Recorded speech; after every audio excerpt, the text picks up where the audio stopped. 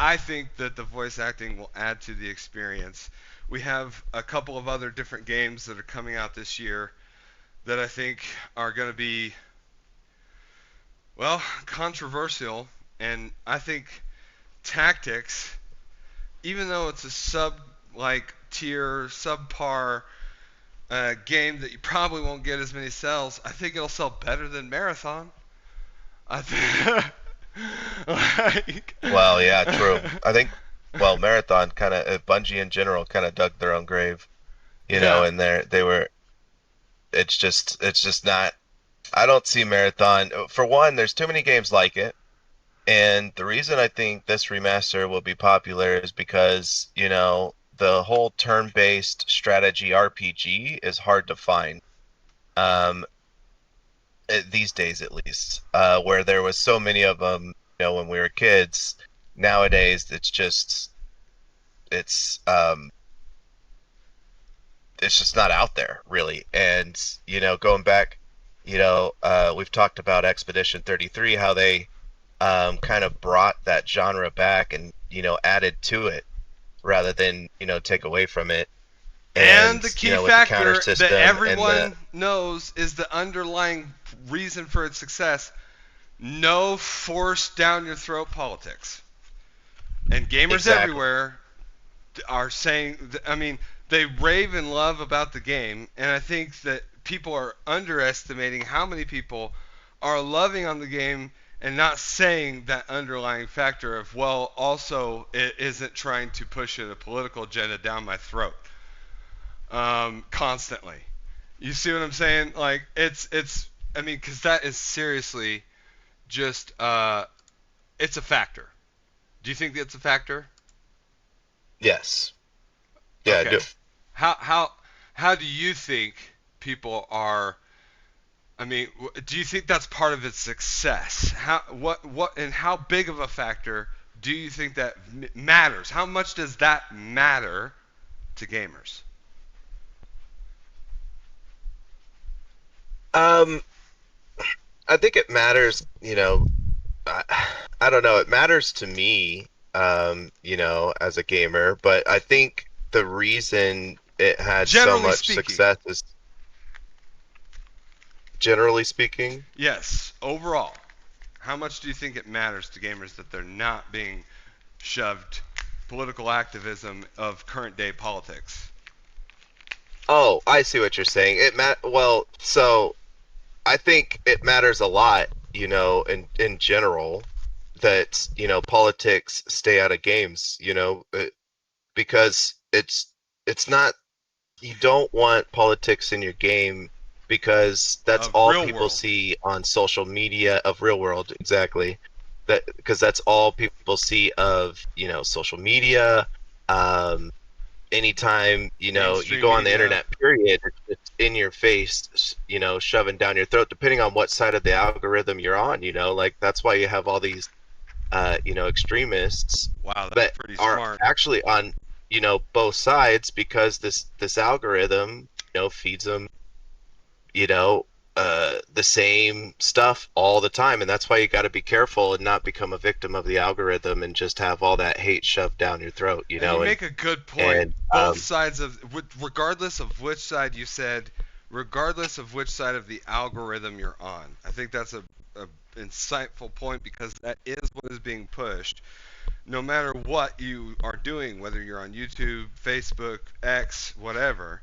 And I think what you're saying here, and just correct me if I'm wrong. I'm going to try and interpret the reason why it's important to gamers is because, well, it's immersion breaking. right, It it literally is pulls you trying back to, into real yeah, life and yeah. takes you out of the immersion of the game. Exactly. So when Dragon Age Inquisition came out, I loved every single bit of that game. It got me into the old games. I played through all of them, and I couldn't imagine a title that I was more excited for or more anticipating than the resolution of the story behind the wolf Solus, the old elven god.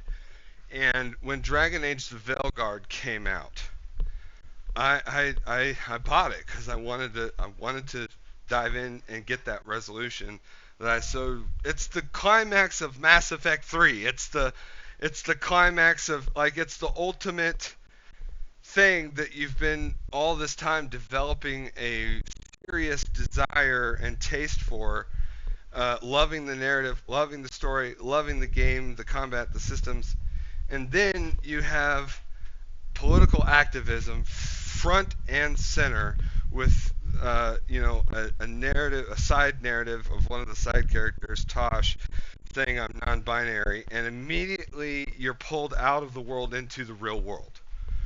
Because that's a term. Not only did they not even bother to invent like a lore term for it in the world of Dragon Age, but they just straight up were like, I'm non-binary.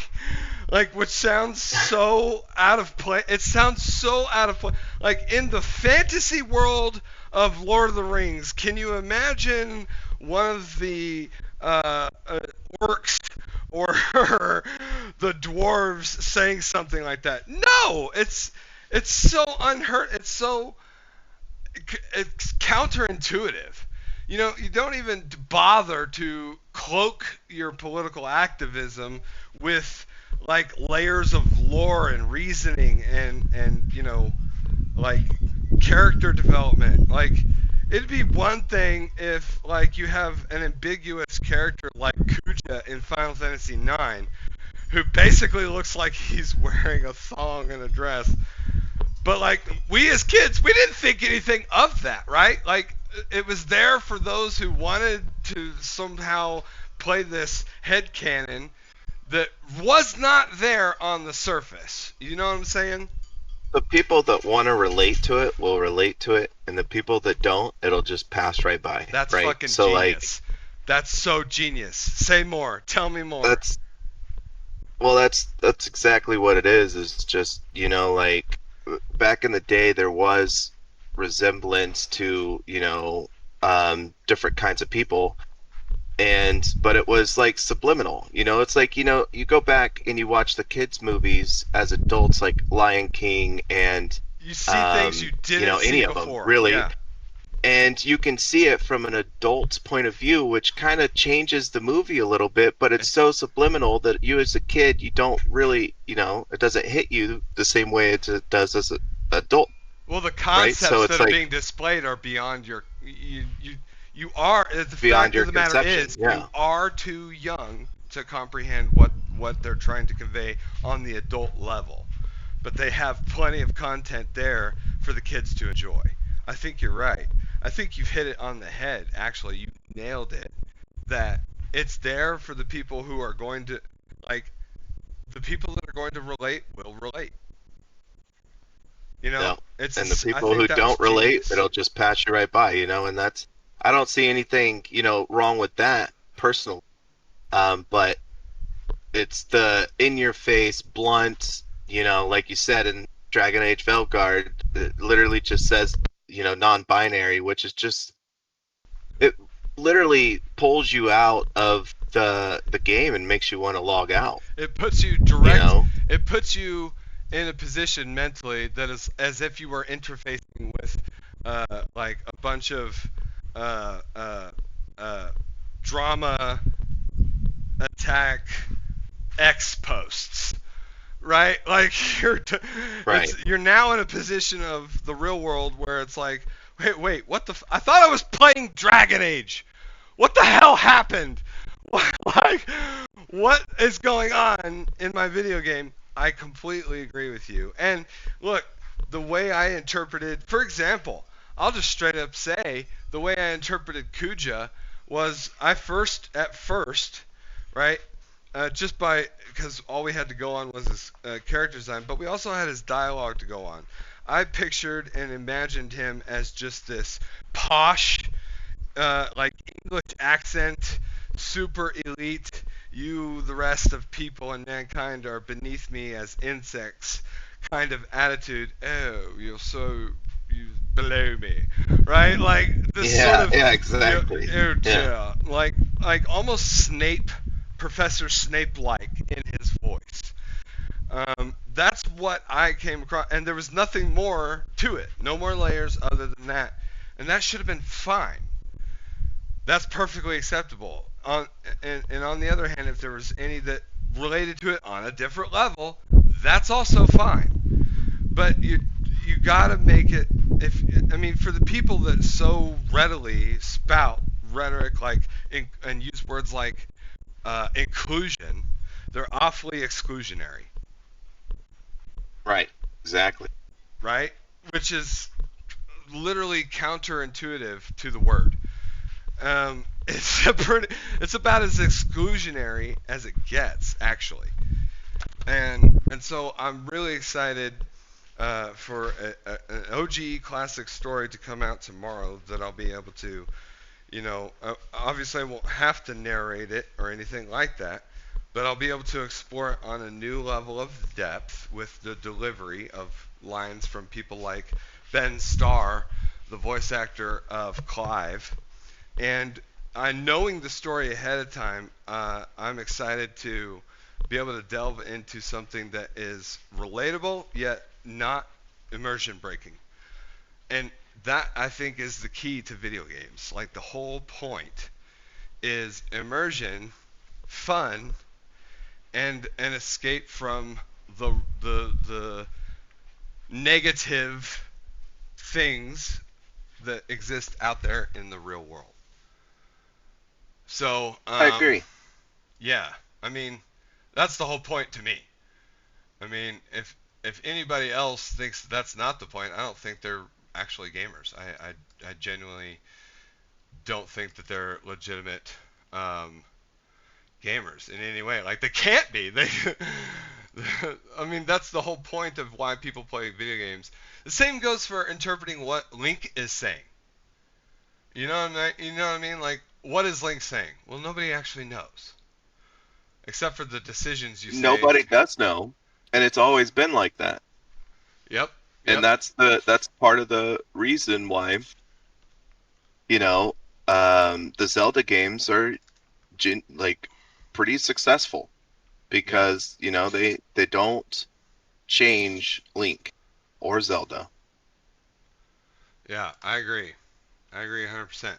So this was in the background. I've been playing this Behind the Voices video, and I wanted to dive into a little bit of it, but I'm thinking it's the wrong one. It's the one with Jesse Cox as the host. So, Final Fantasy Tactics, Jesse Cox. Yeah, this is the one.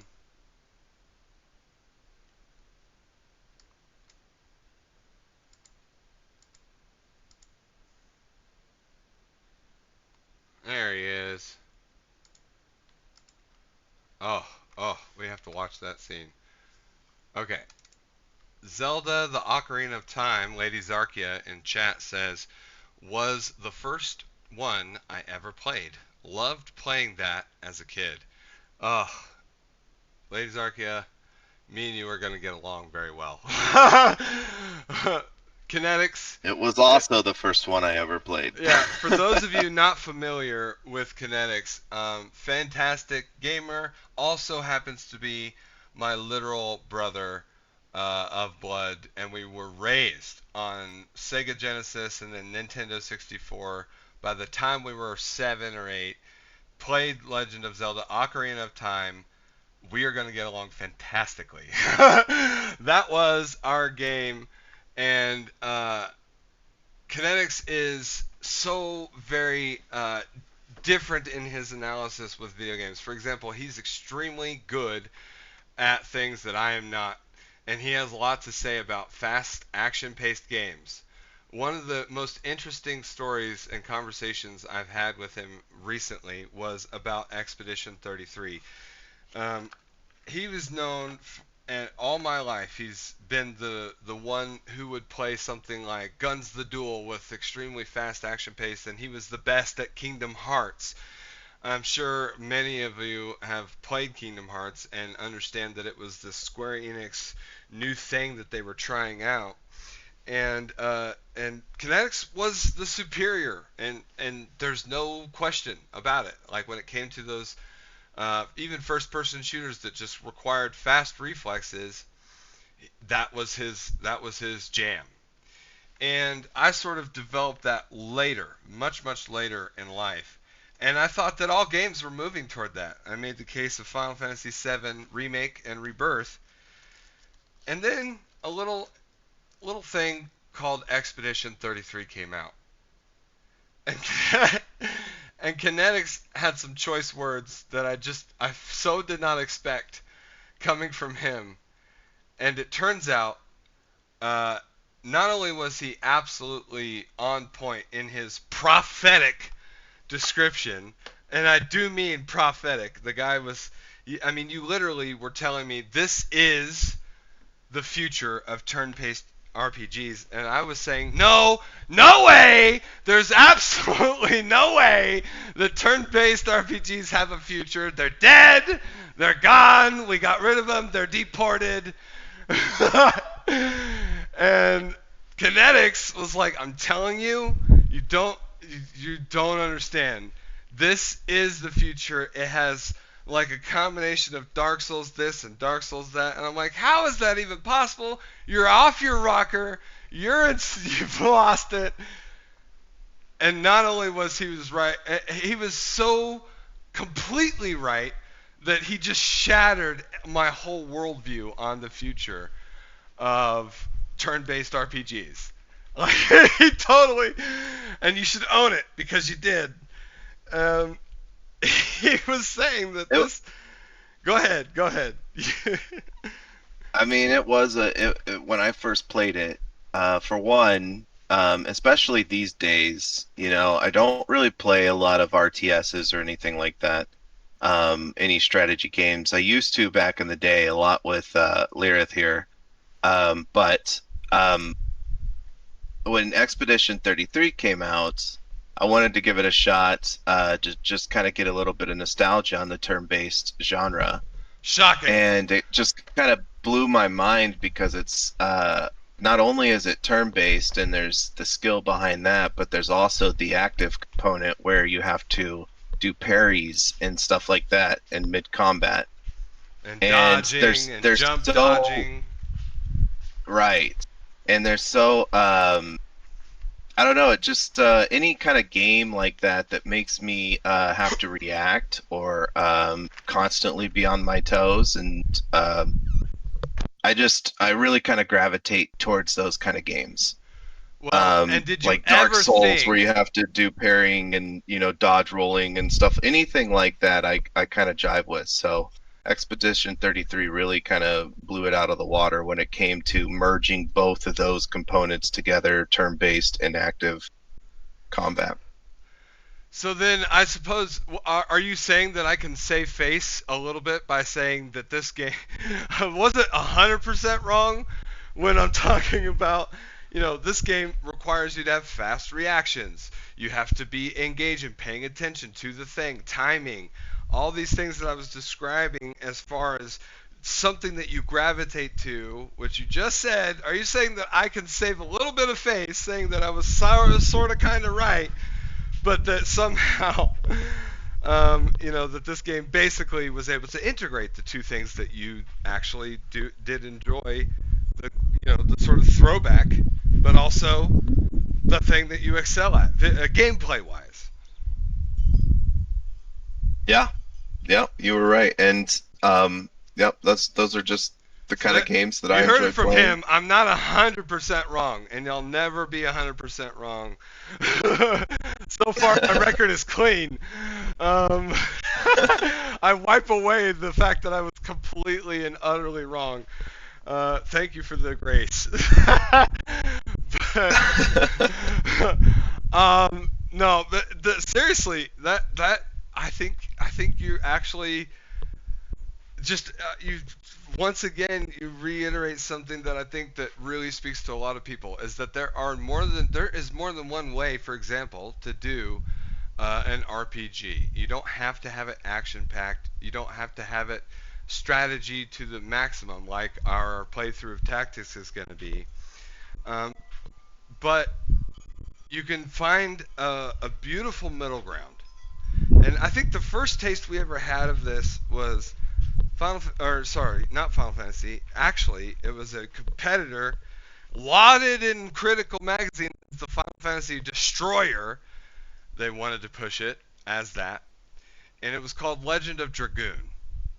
Uh, Tell me what you remember about the combat system in Legend of Dragoon. Legend of Dragoon had also the um, timing component, um, as well as almost very similar to Expedition 33, just kind of done a little bit differently because I believe For commands and the attacks? well, just for like the wasn't there like a timing thing you had to do when you got your overdrive or ultimate, I don't know if there. or like a button pressing You thing transformed that into you a had to dragoon. do? I know that they had what were called additions, and additions you unlocked as you progressed through the game. And as far as I remember, the additions were the combos of button pressing that you did when you selected a command. Your regular attack was decided by the addition that you had equipped.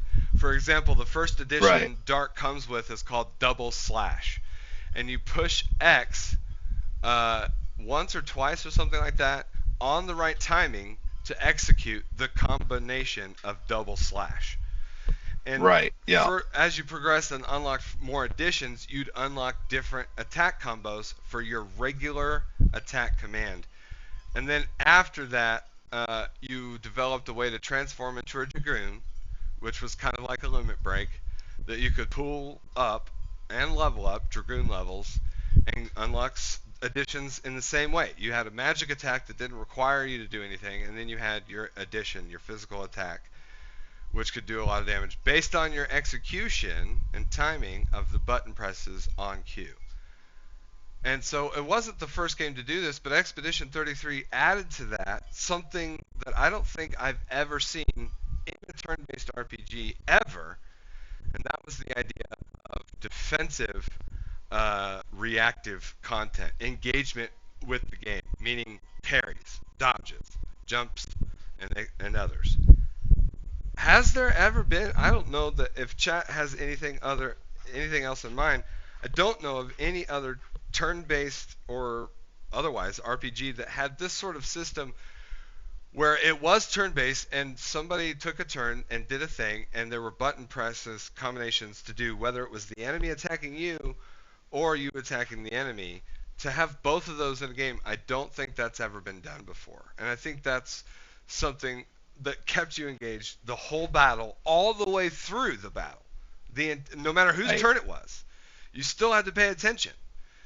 Um, so yeah, I do think that that is something that they just expanded upon, reiterated upon.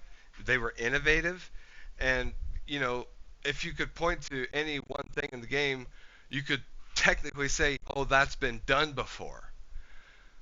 But you can't say that all of these things have been done before in a single creative way, and certainly not in the same way that Expedition 33 was able to do.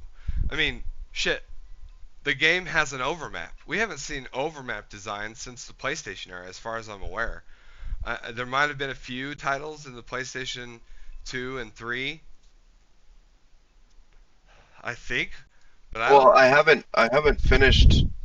That's one of the things that I missed in when I was playing through the Final Fantasy VII remake was the overmap, and um, for some reason, it's like we were talking about when you subtract things that were in the original game and they're not in your new remake, then people are going to miss those things, right? And the overmap is one of those things. And so when I experienced that on Expedition 33, for one, it caught me way off guard because it happens a little bit later in the game, and it was just quite a nice surprise to be able to experience that again. And it's like one of those things that you didn't know you needed, you know? Yeah, Lady Zarkia brings up a point on BG3, Baldur's Gate 3. Um, I'll speak a little bit about that. With regard to what you're saying about I'm going to tie these two actually together.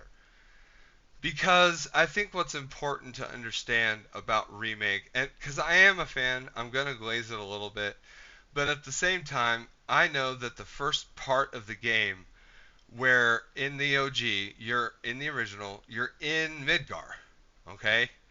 And you're in a zone. You could call it a dungeon, you could call it a zone, you could call it a city.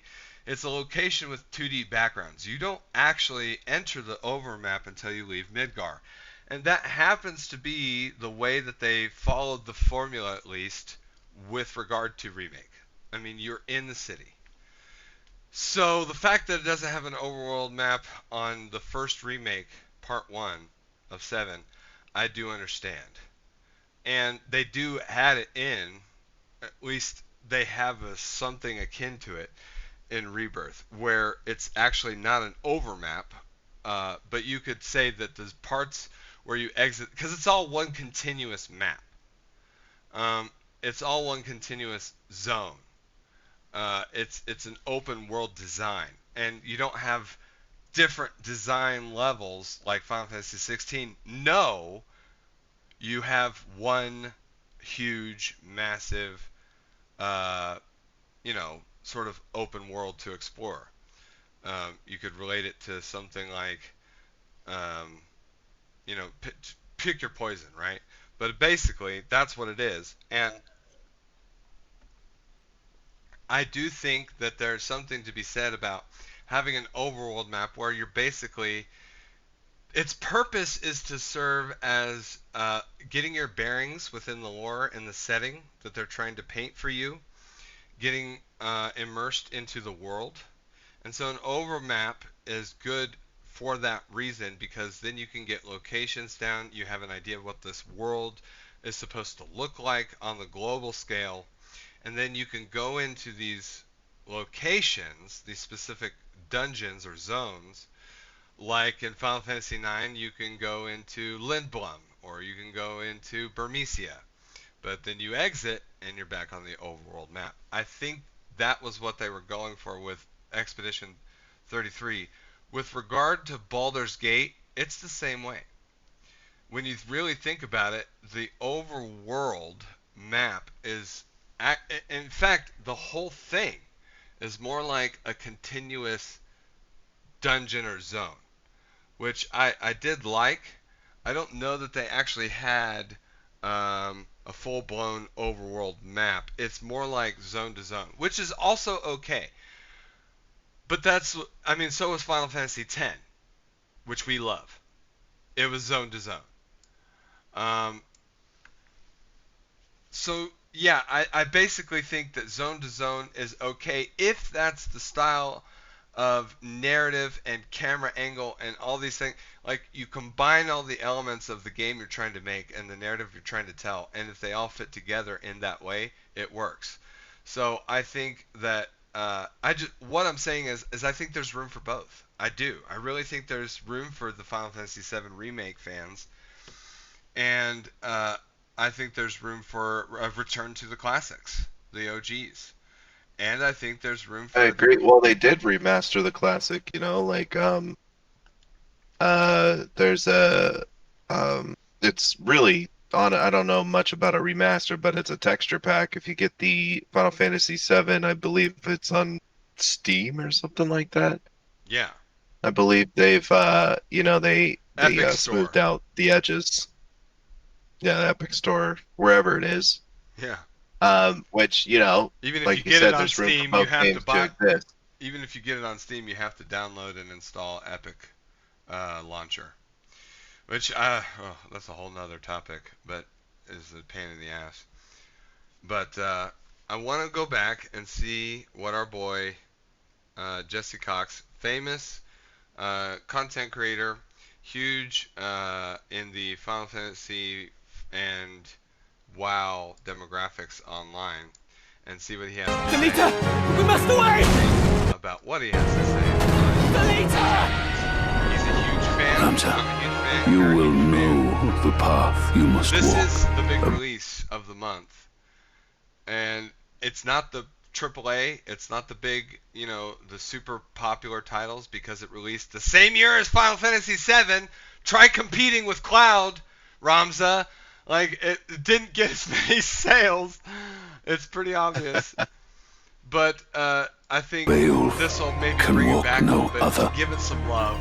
That I think. Hello, everyone. Welcome to the launch celebration of Final Fantasy Tactics, the Ivalice Chronicles. Let me know. You can hear this all properly, correct? Yes. Okay. Let me know if you need volume or anything like that. Chat, you do the same. Here's Jesse Cox. Let's see what he has to say. Chronicles. My name's Jesse Cox, and I will be your host for this stream.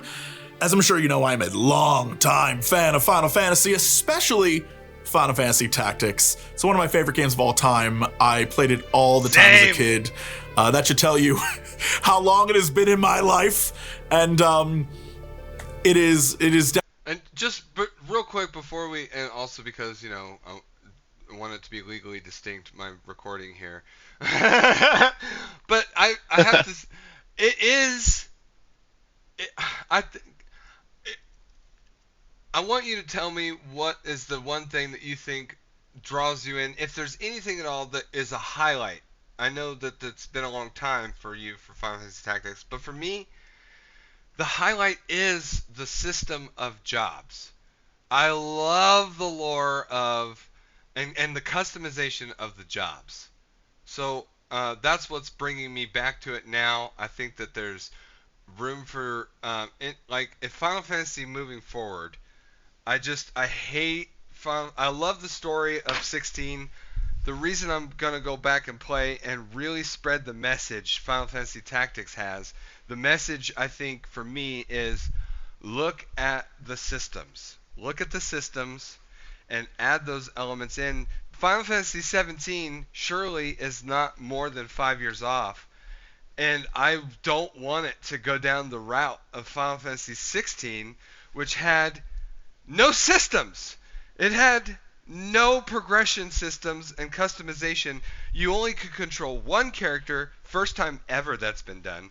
Even Final Fantasy 15, you were able to take control of Gladio and Ignis and the other guy. I forget his name. It's never been done. That's never, ever been done. So if you had a criticism for what direction 16 took in, I think the exact opposite and epitome of progression systems and intriguing RPG elements is Final Fantasy Tactics. It would be Final Fantasy 9. It can be, for example, the expanded systems in Final Fantasy 7 Remake. You have the weapons, the materia. You level up the materia. There were no systems in 16, correct? There was basically just your summons. No. 16 was the worst Final Fantasy ever released. The gameplay wise. Now the story was good, as all Final Fantasies usually are. Yeah, absolutely. However, the gameplay wise, I remember it feeling like I was on rails. And that there were maybe 1 to 2 stops at every train stop, like 1 to 2 different directions that you could go. They were very limited. There wasn't a lot of side things that you could do.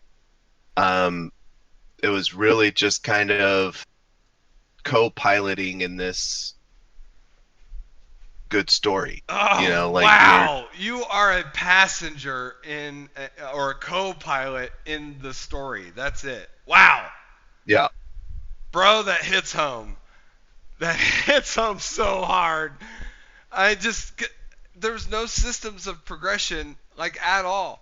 You customized your combat style with the icons, of which was somewhat variable, but overall, you were even that system, by itself,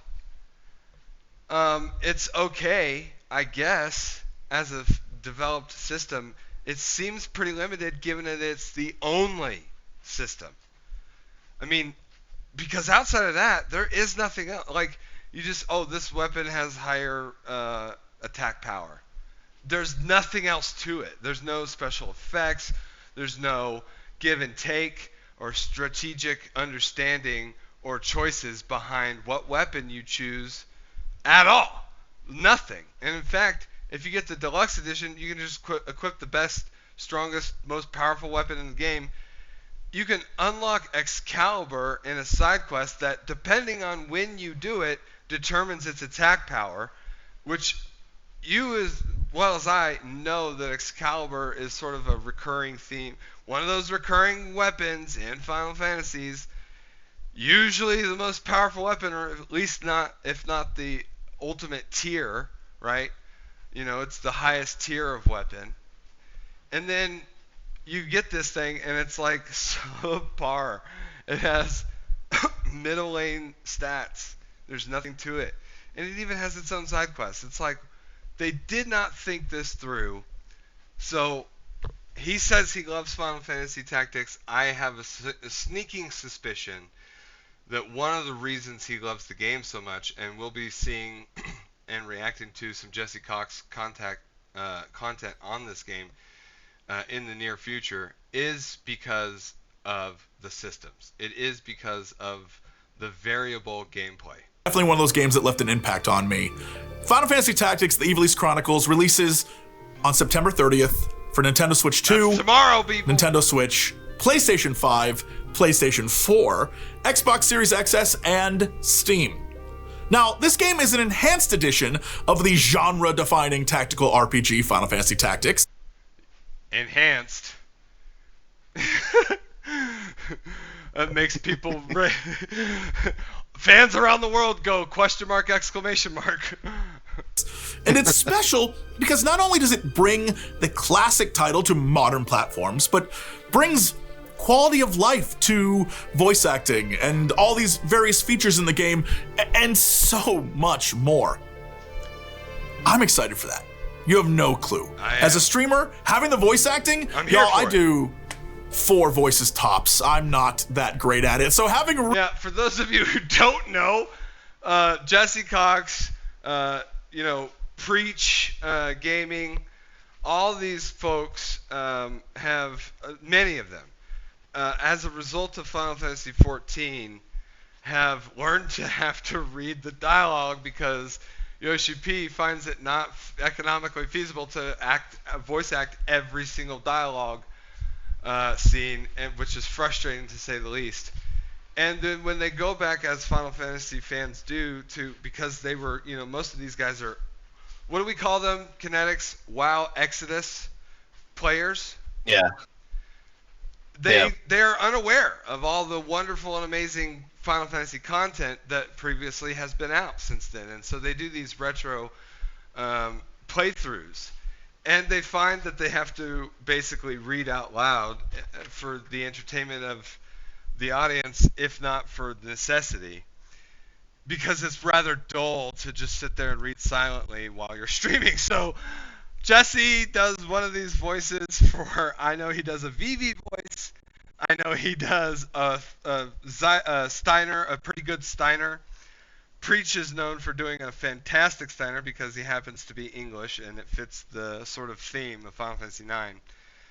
I have not seen their Final Fantasy VII playthroughs where they voice act Cloud and Tifa and literally everybody. It's entertaining to say the least, but I do think in this regard, at least for streamers, we can say, "Oh, streamer, your life is so hard that you don't have to voice act." I'm okay with Ben Starr taking over. Let's be honest. Ben Starr, that's okay with me. Real actors act. Very thrilled about that. Also, more importantly, they've got this whole turn. Also, Pierce Brosnan is featured. You know him from, the best series of 007. I think Kennectics would agree that he is the best 007. He is the 007. He is, and no amount of, weepy, crying, emotional bullshit. What's his name? The new 007 guy. The new Bond is I can't even remember his name. He's so I forgettable. can't remember his name either. Nobody can because he's so forgettable. Nobody likes him.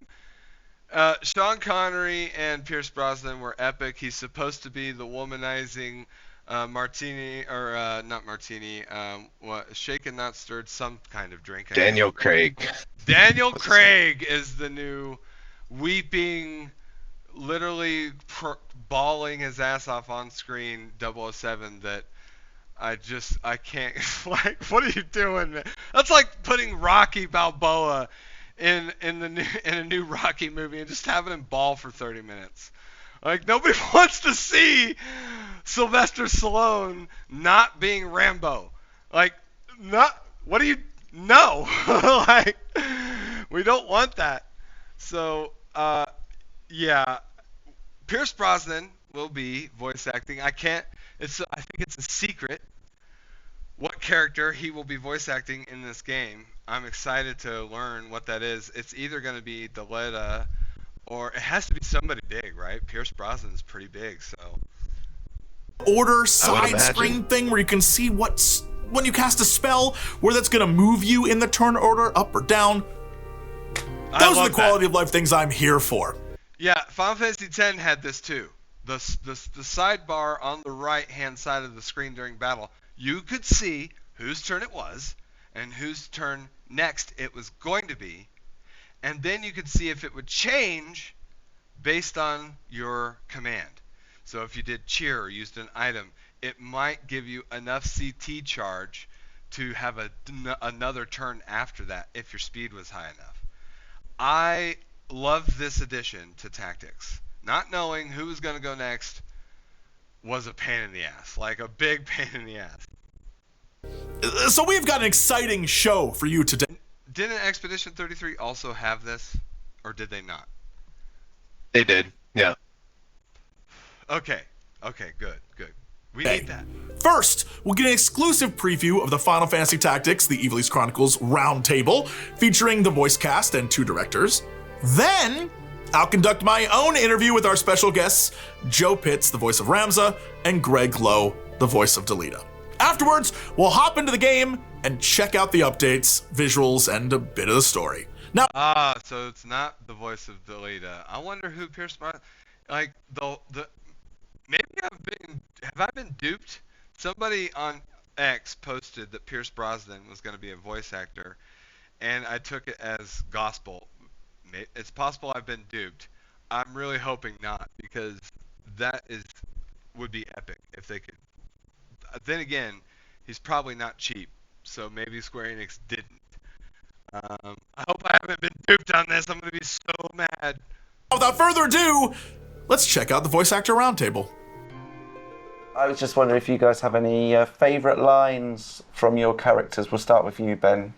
There have been lots. This is Ben Starr, the voice of Clive. You know him, you love him. He's fantastic on his delivery. I think Kennectics, you can agree, when it comes to the narrative and the storytelling and the delivery of the voice actors in 16, it was a knockout. They knocked it out of the park. Yeah, I would agree. Yeah. He's good. He is very good. Of lines that I have said in this game, and actually, before I answer that, it has been very interesting seeing people message me and say, "I can't wait for you to say this line out loud," which has been quite nice. Mm-hmm. But the line I will choose for the purposes of this is, "I mislike the question." Question. I hate your question. Yeah. Okay. I hate your question. What? Ben is he's so sarcastic. Have you ever seen his interviews? He's doing this all the time. He was doing this with the creators, the director, who the original creator of Final Fantasy Tactics came back for this re-release project, and he was like constantly glazing his own lines and with sarcasm, you know, because I'm the greatest, etc. But he does it in a way that's not like arrogant, and criticizes the director for saying his favorite character. He goes, "Who's your favorite character?" And then Ben Starr follows that question with, "And why is it Dystarg?" which is Ben Starr's character. So, pretty hilarious.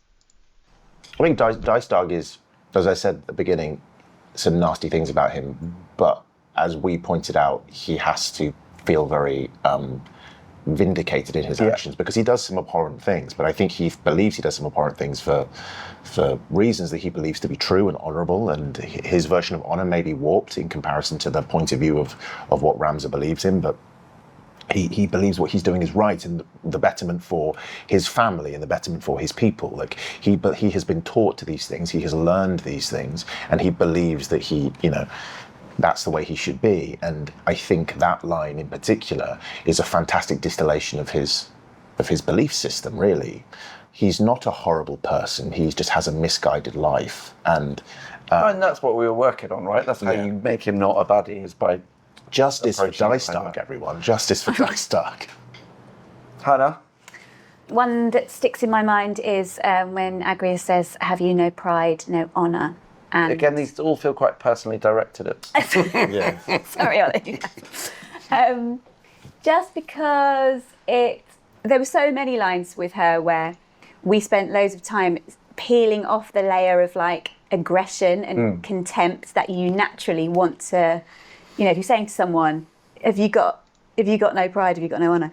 But with her, it's like, it's not that. She's not coming at it with this kind of contemptuous attitude. It's that she doesn't understand how someone can be like that. Yeah. Because she is just a good egg.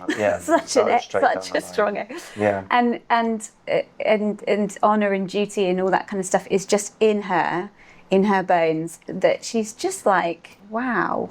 Yeah. She's like one of the few genuinely just straightforwardly good people in the thing where there's no side to her, right? And that's what's really. And that was the hardest thing it was hard to express it because with everything with her, there are emotions, of course.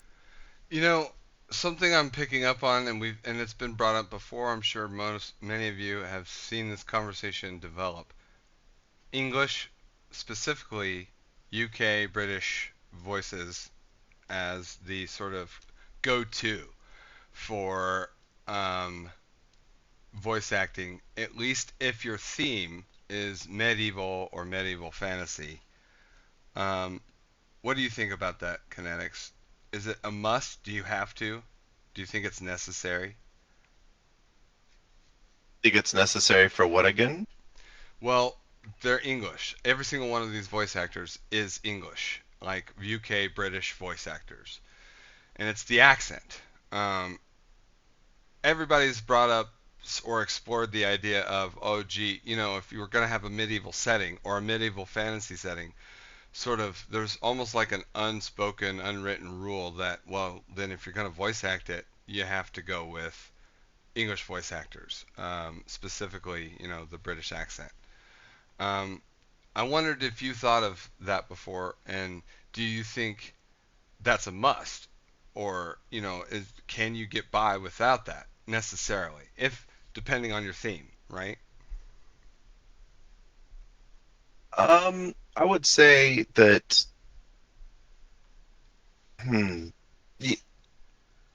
I honestly can't even think of scenarios that are specifically not English, where the theme of the game or the setting is what? Medieval or medieval fantasy, where they're not, where if they have voice acting, they're English, except for maybe Geralt. I don't think all of the voice actors would have to be English. You could kind of maybe have different ones depending on maybe their origin. Maybe they come from a different part of the world or whatever, and that's fine. But in general, I think I can't really think of an instance where that's not the case. That they're all English actors. Especially when it comes to Square Enix productions, correct me if I'm wrong, but I think most of the voice actors in Final Fantasy XIV also have the accent of the British or English accent, if not Scottish or something like that for some of the zones, right? But if you're going to like Ishgard or you're talking to, I don't actually remember if Emmett Selk has an English accent, but I know that all the ones in Ishgard do, and I know that Minfilia did. I know that Thancred, all the Scions, I think that I know of, have an English accent. Thancred does. You know, the not now I want to say Cain, but I know his name is not Cain. Estinian. What do you think about that? Well, let's cook on it for a bit and table it, and let's keep going and just see if that's an absolute necessity. I suppose the main characters that you engage with, maybe it's a better idea if they have it, the accent, and then you could go, like, as you explore this fantasy world but is medieval themed, and go to maybe a different country or a different zone, it's conceivable that they have a different sort of dialect or something like that, which you do see that does exist. But let's cook on that for a bit. Sarah, because she's a person, but it's encased in this military encased in a almost like they were encased in a layer of plastic. Yes. Mm-hmm. Oh, look at my hair. Wow. That's good, isn't it? Hello. Do you want to do the line? Yeah. Yeah. Have you no pride? No honour? And so that's the level of seriousness and gravitas we were working towards. So cool. Amazing. Oh, she's not going to stand up though, is she? Yes, we're going to get her to stand We'll up. get her to stand up. Oh, look at her It's feet. the last She's thing got we do. jointed feet. These guys are cool. Nice. I love them. Tim, what was your favourite line? Can I have my one? Sure. No, you haven't got it, have you? So this isn't directed doesn't to you either. Or... He doesn't have the script for his dialogue, so he's like, I'm going to look through my own lines and figure out which one I think is my favorite. Oh, you don't have it. Oh, crap.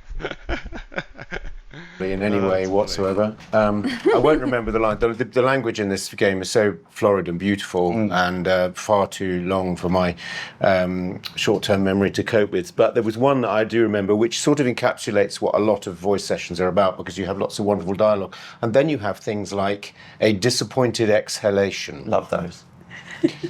In the context of your character, and you'll say, so disappointed exhalation, just give me 3. Then you go, Oh. and you'll say, yeah, we'll take. Oh, yeah. We don't think about that often, do we? Yeah. The voice Not actors. often.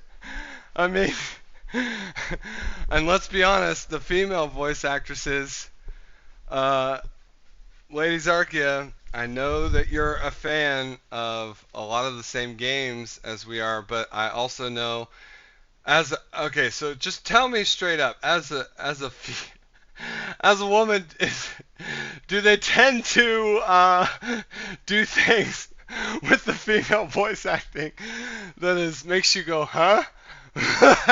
Like, what's happening? Where almost like when you're a kid and you know that your mom is like gonna come in to your room to tell you to clean your room or make your bed or do something, and she says the answer is yes, and all she can hear is what's happening audibly, and you're like, and then you hear, what are you watching? And how do you explain to your mom? No. It's not. I swear it's like.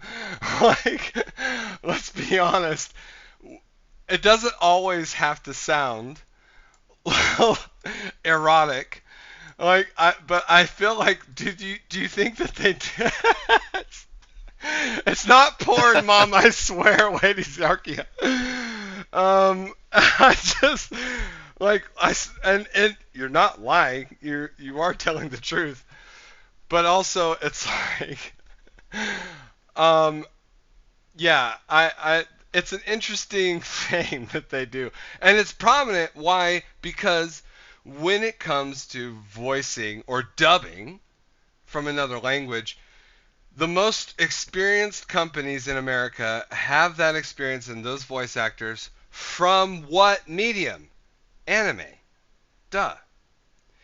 And if you're gonna go look for people that have voice acting experience, etc., you're looking at companies like Funimation, companies like voice actors like uh, uh, Christopher Sabat, who does Vegeta, who also does the voice of Zoro in One Piece, who also does the voice of Piccolo in Dragon Ball Z, right? Like, but when it comes to the women, you're going to women who have played characters that, let's just say, because of Japanese anime and media, have a tendency to make noises that are rather, yeah. And so, because you're generally trying to copy what's on screen or capture what the original voice actors capture, and that tends to be toward the more erotically voiced for the females. I am happy that to have it both ways where that still exists, but we can also move forward with we had not only that but massive assets. Yeah, they do. They have massive assets. In sort of the front area. Amen, brother. That's all I gotta say about that. That's okay with me. By the way, for those of you in the comments section for the VOD squad that are gonna watch this later and in chat now, I know there are guys that are like they're but there's if I'm gonna play an MMO where I create my own character, I don't want to stare at male's ass the whole time. I do it as a role play thing. And Kennectics here has a different take,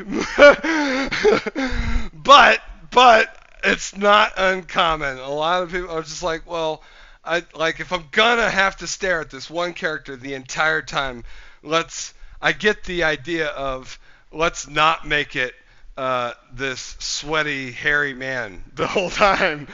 Well, exactly. Well, you're playing dress up, right?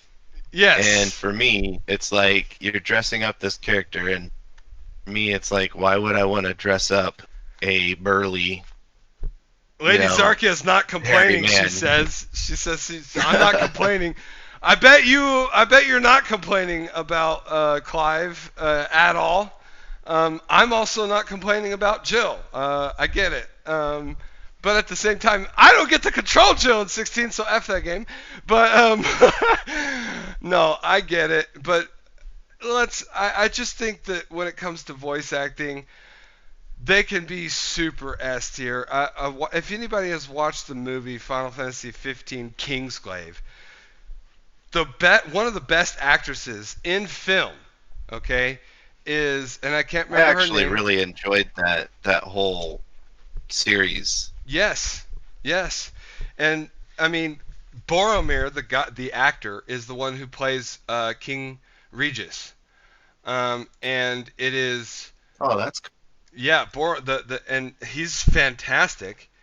And the other is the Queen of Sparta from 300, also known as the ever-hated actress behind Cersei in Game of Thrones. Her name is GOT actress Cersei. And that is Lena Headey. So let's pull her up real quick. This is the face or the voice of Lady Lunafreya in Final Fantasy 15 Kingsglaive. You know her character in Game of Thrones. You've probably seen her in 300 and the sequel to 300. She's a phenomenal actress, just like Boromir's actor is, and I can't remember his name off the top of my head.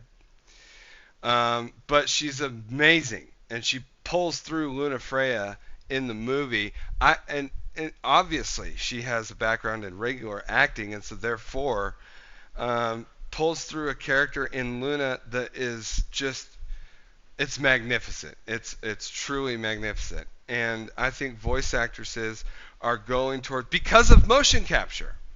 These games are essentially using the same kind of production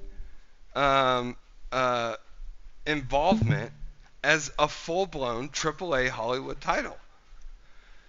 That's huge. That's huge.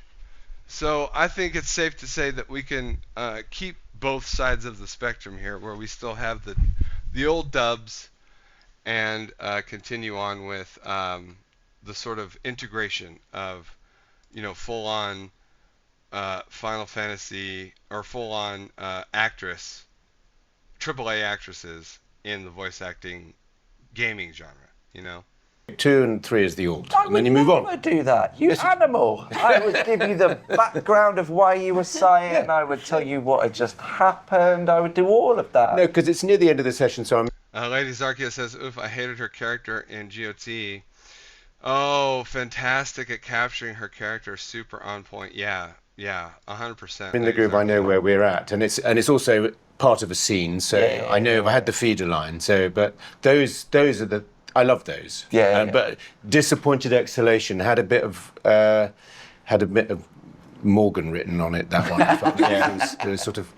Could hear him. I always like seeing those ones coming up the road, because it's how you tell if somebody's, either used to this or game for something a bit interesting. And somebody you can just sail straight through Disappointed Exhalation with all the professionalism in the world. Do we have some frames dropping? Were there any favourite moments? We could maybe talk about favourite scene or favourite things about your character that you might want to revisit.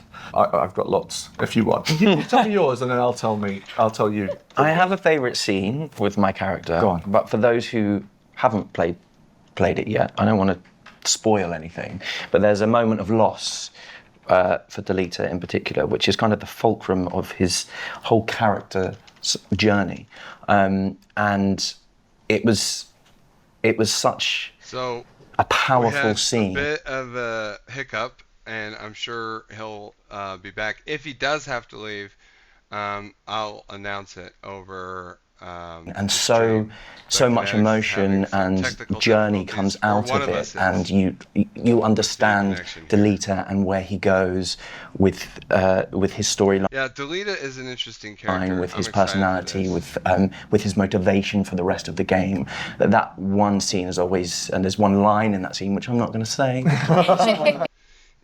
These guys definitely feel like they're very involved.